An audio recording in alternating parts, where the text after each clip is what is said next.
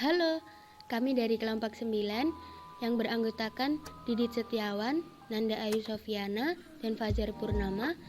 Dalam video ini kami akan membahas tentang Rasional Emotive Behavior Therapy.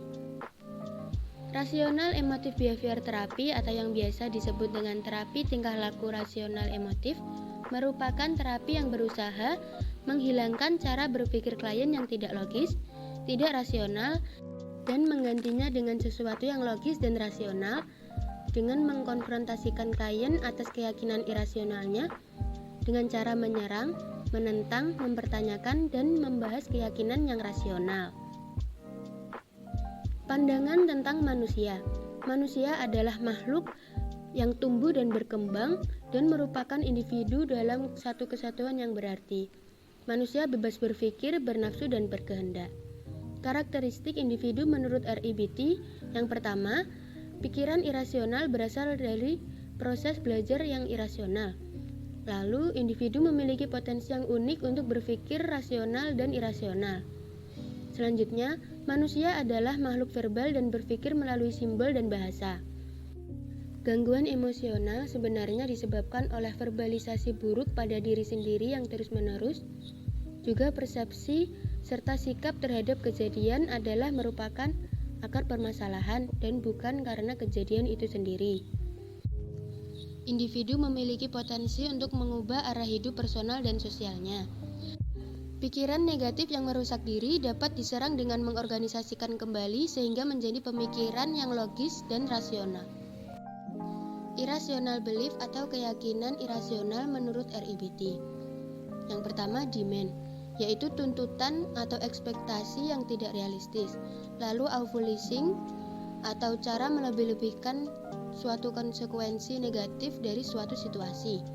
Lalu low frustration tolerance adalah kelanjutan dari tuntutan untuk selalu berada dalam kondisi nyaman dan merefleksikan ketidaktoleransian terhadap ketidaknyamanan tersebut. Lalu, global evaluation of human worth, yaitu menilai dan mengukur keberhasilan diri sendiri dengan orang lain. Tahapan RIBT. Yang pertama, menyadarkan klien bahwa terdapat perilaku negatif yang dapat memunculkan rasa tidak nyaman pada psikologis. Yang kedua, menyadarkan klien bahwa perilaku negatif tersebut dapat diakibatkan oleh keyakinan yang tidak masuk akal. Yang ketiga, mengkontrolisasi klien untuk melawan keyakinan yang tidak masuk akal tersebut, bahwa keyakinan yang irasional itu bukanlah sebuah kebenaran.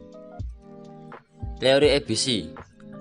RIBT menunjukkan bahwa activity event atau peristiwa yang motivasi dalam kehidupan seseorang berkontribusi, tetapi tidak secara langsung menyebabkan konsekuensi emosional. Konsekuensi ini berasal dari interpretasi orang tentang peristiwa yang mengaktifasi, dari keyakinan yang tidak realistis dan overgeneralize yang mereka miliki terhadap peristiwa tersebut. Simbol A adalah activity event, simbol C konsekuensi, simbol B adalah belief. Dengan begitu, keyakinan individu tentang A yang menjadi penyebab C. Lalu belief bisa rasional dan irasional. Thought, great feeling, atau pikiran menciptakan sebuah perasaan yang mana akan diteruskan ke feeling great behavior, atau perasaan menciptakan sebuah perilaku, lalu diteruskan lagi ke behavior reference thought, atau perilaku memperkuat sebuah pikiran. Tujuan RIBT: memperbaiki dan merubah sikap, persepsi, cara berpikir, keinginan, serta pandangan-pandangan konseling yang irasional dan tidak logis menjadi rasional dan logis, agar konseling dapat mengembangkan diri, meningkatkan aktualisasi diri seoptimal mungkin melalui perilaku kognitif dan afektif yang positif.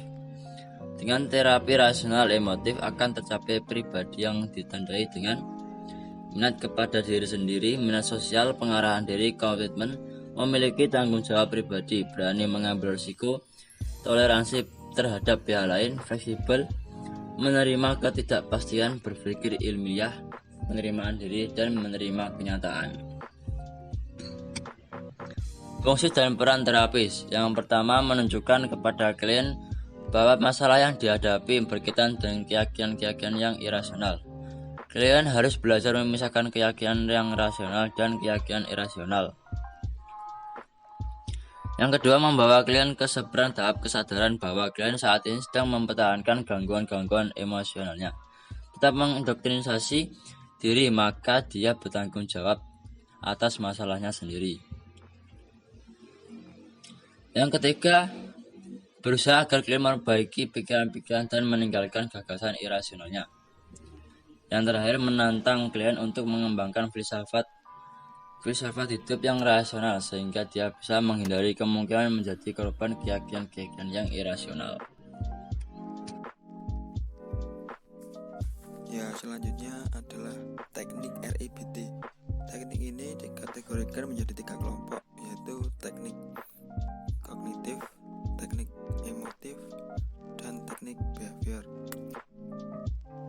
Teknik kognitif sendiri meliputi yang pertama, disebut kognitif adalah teknik untuk mengubah keyakinan irasional menjadi rasional. Kemudian yang kedua, analisis rasional, yaitu teknik untuk mengajarkan konseli bagaimana membuka dan mendebat keyakinan irasional. Kemudian yang ketiga, disebut standar ganda, itu mengajarkan konseli melihat dirinya memiliki standar ganda tentang diri, orang lain, dan lingkungan. Kemudian yang keempat, skala katastrofi, membuat proposi tentang peristiwa yang menyakitkan, seperti misalnya dari 100% buatlah presentasi peristiwa yang menyakitkan, yang mana dari intensitas tinggi hingga rendah. Kemudian yang kelima, rasional role reverse, itu mengevaluasi kembali hal-hal yang mengecewakan dan tidak menyenangkan dengan mengubah frame berpikir kembali. Kemudian ada teknik emotif yang meliputi teknik sosiodrama. Teknik sosiodrama memberi peluang mengekspresikan berbagai perasaan yang menekan klien itu melalui suasana yang didramatisasikan sehingga klien dapat secara mengungkapkan dirinya sendiri secara lisan, tulisan, atau melalui gerakan dramatis. Kemudian teknik self modeling digunakan untuk meminta klien berjanji dengan konselor untuk menghilangkan perasaan yang menimpanya. Jadi dia ini diminta taat setia pada janjinya. Kemudian teknik assertive training digunakan untuk melatih, mendorong, dan membiasakan klien dengan pola perilaku tertentu yang diinginkannya. Lalu ada teknik behavioral yang meliputi dispute behavioral, yaitu memberi kesempatan kepada konseli untuk mengalami kejadian yang menyebabkan berpikir irasional dan melawan keyakinannya. Selanjutnya ada role playing atau bermain peran. Jadi dengan bantuan konselor, konseli melakukan role play tingkah laku baru yang sesuai dengan keyakinan yang rasional. Kemudian ada peran rasional terbalik, kemudian pengalaman langsung, selanjutnya menyerang rasa malu atau shame attacking. Dalam hal ini, konseli diajarkan mengelola dan mengantisipasi perasaan malunya. Kemudian yang terakhir ada pekerjaan rumah atau homework assignment.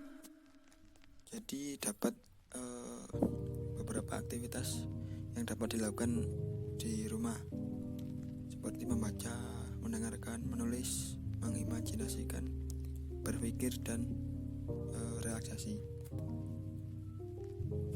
Kemudian ada kelebihan dari teori REBT. Yang pertama, membantu klien untuk siap menghadapi kenyataan.